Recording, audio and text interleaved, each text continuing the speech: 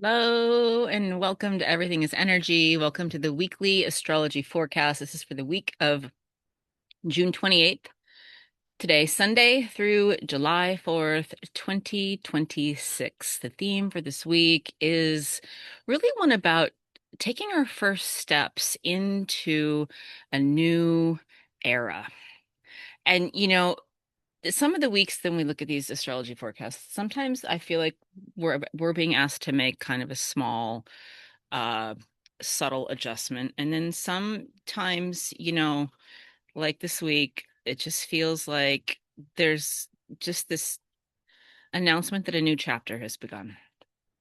And over the past several months, we've witnessed an extraordinary is no understatement. Number of, you know, long-term planetary shifts. We had Pluto in Aquarius, Neptune into Aries, Saturn into Aries, Uranus entered Gemini, and I recently just spoke about how Chiron entered Taurus. And, any one of those alone describes the beginning of a profound collective transformation. And you'll notice I didn't list one, I listed one, two, three, four, five, six, five at least things that have happened and are happening. And so, you know, we're at the beginning of a profound collective transition and transformation. And this week, it's interesting because it feels like the faster moving planets, the personal planets, the interpersonal planets, uh, they're beginning to respond to this new landscape. We're going to have Mars entering Gemini, Mercury stationing retrograde, and Jupiter entering Leo this week, which is why I'm kind of opening up this way. And it almost feels to me as if the personal planets are, saying, now let's begin learning how to live in this new world that we're already existing in. So it's going to be less about dramatic external events this week and more about learning new ways of thinking and of communicating and of creating and really of leading. And we're taking our first conscious steps into this landscape. So let's get started on Sunday, June 28th. This is a day of, momentum and changes of direction. Right at around 1 a.m. on Sunday, we have Mars sextiling Jupiter. Jupiter. And this is one of the most supportive action aspects we've seen in some time. Mars is in late Taurus, and a sextile is a harmonization. It's harmonizing with Jupiter, and Jupiter at this point is in the final degree of Cancer. And so there's confidence here with this aspect. There's purpose, there's steady momentum. So if you've been working patiently towards something over the past several months, this aspect can feel like encouragement that, your efforts are beginning to bear fruit. It's a beautiful way to kind of, close one chapter as another chapter begins. We also have on Sunday Mars entering into Gemini, and this is the first major ingress of this week. Mars is leaving steady, methodical Taurus, and it's entering, curious and fast-moving Gemini. And collectively, the pace is going to begin to accelerate here. So, we might expect more conversations and ideas and questions and movement and learning and networking. Mars and Gemini, as is Gemini's want, is going to want to experiment. Gemini wants to talk to everybody in the party, right? It wants to see all perspectives. So Mars in Gemini is going to want to take action in that energetic. So the word experiment comes to mind. But it's also really, asking us to stay mentally flexible. And so the challenge with Mars and Gemini is to avoid letting our energy, which is a Gemini challenge, avoiding scattered energy. But the invitation is to cultivate focused curiosity. And let's move on now to Monday, June 29th. And this is a day for us to pause before we move forward. Mercury stations retrograde today on the 29th. And this is one of the most defining events of the week. Mercury, I want to talk about the retrograde because I feel like it's often a misunderstood cultural moniker. Mercury station's retrograde. Don't use your phone. Your technology's going to break. Don't communicate anything to anybody. And like that's just absolutely, at least in my personal opinion, not quite what's going on. So there might be delays, there might be certain upsets and types or nuances or shifts in communication, but I want to let us point to why this stuff happens. It's about revision. It's about retrogrades, all planets retrograde. Revise, reflect, reconsider. And so this feels especially important right now because Mercury is stationing after, as I mentioned, so many of those larger planetary shifts. And it's almost as if before we, rush off into the future, Mercury's really asking us right now, have we integrated what has already changed? Even if we're dipping our toe into these new waters and we're trying to figure out the lay of the land and what the landscape is, we're still standing in a new space already energetically. So how have we integrated? And this is a really excellent time, this Mercury retrograde, and I feel like I could say for all Mercury retrogrades, you know, review plans, revisit conversations, reorganize priorities, reconnect with old ideas. That does not mean don't take action. It just means do it in a way that is looking back and reconsidering, revising, and almost as if you're integrating and updating themes about communication. I hope that's helpful. That's my own little soapbox about Mercury retrograde, but I feel like, especially because we're in such potent times, it's worthwhile for us to kind of maybe have a look with a new lens. And we also have on Monday, Mars is semi-sextile, excuse me, to Chiron. And so this is a subtle, but it's also a meaningful aspect, as Mars is beginning its journey into Gemini, it's immediately acknowledging Chiron and Taurus. So, this means that action is going to meet healing. And this means that our mind is going to meet the body. And it reminds us that the way to move forward is not to override. We should support our healing. Let's move along to Tuesday, June 30th. This is a day of expanding our heart. And there's a really fun thing that's happening today. This is Jupiter's entering the sign of Leo on Tuesday. And Jupiter spends about a year in each sign. So this is another major astrological aspect for this year. But, compared to Uranus and Pluto and Neptune and Chiron that have these hundreds and hundreds of years orbit, Jupiter's a smaller orbit, but it's still a significant shift. And so if we think about where Jupiter has been in the last year of time, Jupiter was in Cancer. And so Jupiter expands whatever it touches. So it was expanding Cancerian themes, which was home and belonging and nourishment and emotional wisdom. Caveat, I hope that my noise cancellation is working, guys. I live on a farm and the chickens are absolutely going bonkers and laying their eggs right now, and I need to get this done. So pardon me if there is some background noise. I just really want to make sure that you guys get this in a timely way. So let's get back to what's happening here. Jupiter's leaving these Cancerian themes, and now it's entering into Leo. So the focus is going to shift towards themes of creativity, themes of leadership, themes of generosity and confidence and joy and authentic self-expression. And Leo's inviting us to come from our heart. So even though Leo is big energy, this isn't just about being seen. It's about becoming more fully oneself.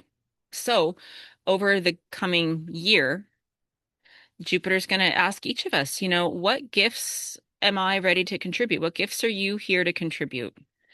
And also, how can you lead with your heart? So that's a wonderful shift to welcome in this week as well. We also have on Tuesday, Mars is squaring the North Node. That's just around before 1 a.m. And, there might be some subtle tension around direction. So it's worth noting the North Node is about where we're heading, but a Mars square is going to remind us that, not every opportunity is necessarily our opportunity. And I would just say here that discernment matters. We also have on Tuesday Venus sesquiquadrate to Neptune. This is close to 3 a.m. And so this might mean that relationships or expectations um, might feel a little bit slightly idealized. So I would offer that just notice where your imagination enriches your life and let that be something, but also notice where it might obscure reality. Let's go to Wednesday, July 1st. Now, this is a day of, uh, I'm going to say growing through discomfort, and that's because we have Jupiter squaring Chiron. It's close to 10 p.m. on Wednesday. And it's interesting that this is the first major aspect that Jupiter makes after entering Leo. And it's interesting that it's the aspect is Chiron and Taurus.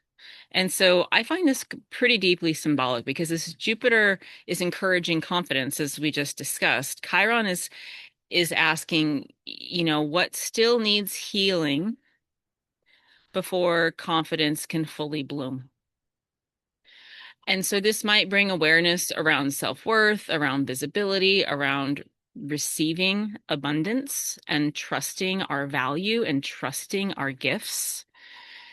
So there's a really great opportunity here with this aspect because this means that growth and healing are traveling together.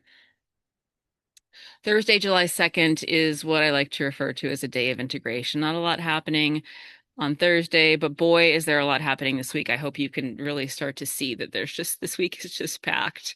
So this Thursday is really a welcome pause, and it's a time for us to allow everything that's shifted this week already to integrate and to settle. Friday, July 3rd, we have just one aspect, but it's an awesome one. Jupiter is quincunx the North Node at around 8:30 in the morning. And this is reminding us that expansion can require adjustment. And but it's really about allowing our vision of our future to continue to evolve. So I'm going to say here, stay open. Just like Mercury was encouraging us to stay mentally flexible. Sometimes here purpose grows through a little bit of a course correction rather than just absolute certainty and, stick in the ground. This is what's true. And then we have Saturday, July 4th. This is a day of collective reflection. And, for me personally, I am in the United States recording these astrology podcasts for you. This day carries symbolic resonance for many folks in the US. But I really kind of want to I don't want to make any predictions about nations. I do want to say that it's interesting to observe that we're moving through one of the most significant periods of outer planet sign changes, right? This isn't just in decades, this is in thousands of years, thousands and thousands of years for all of what's happening to have happened. And for any one of those things, Pluto going into Aquarius, Neptune entering into Aries, and Uranus into Gemini, those are huge. And those, any one of those things is this huge shift. But when multiple planets are shifting, there's just this, they always coincide with these profound cultural, political, technological, and societal transitions. And I'll just keep it kind of high note on that. If anybody wants me to specifically talk about it, I suppose I can. But it's worth noting that history never repeats itself in exactly the same way. And that is at least my personal experience. While themes might repeat, we get to choose. And if we're on a healing journey and we are evolving, then we're never going to revisit the same thing again. But, but at the same time, I guess it's just worth noting that, there's there's new generations are now wrestling with some timeless questions. Who are we becoming? What values are we building the future upon? And that translates whether you're in the US, whether you're anywhere else in the entire world. These are questions that belong to all of us. So beyond the July 4th celebration, let's get to what's going on astrologically. Mars is conjunct Uranus and Gemini at around 2 a.m. And this is actually arguably the signature aspect of this week, ironically, even though there was so much else going on here. Mars is, a conjunction is there at the same spot. They're meeting in Gemini. And so this is cool because this might really bring some breakthrough ideas, some surprising developments, some innovation, some nervous system activation, and some rapid change. And Mars conjunct Uranus anywhere is electric energy. In Gemini, there's the potential for that to really be the case because Gemini is a curious and relatively exploratory and fast-moving energy. So stay grounded. The nervous system, it's a good day to care for yourself. It's a good day to care for your energetic field, to care for your emotional self. We also have on the 4th, the sun is quintile Chiron. That's around 6 a.m. in the morning. And this is a quiet reminder that healing can be creative. It doesn't have to be dramatic. Sometimes it's simply just learning to see ourselves differently.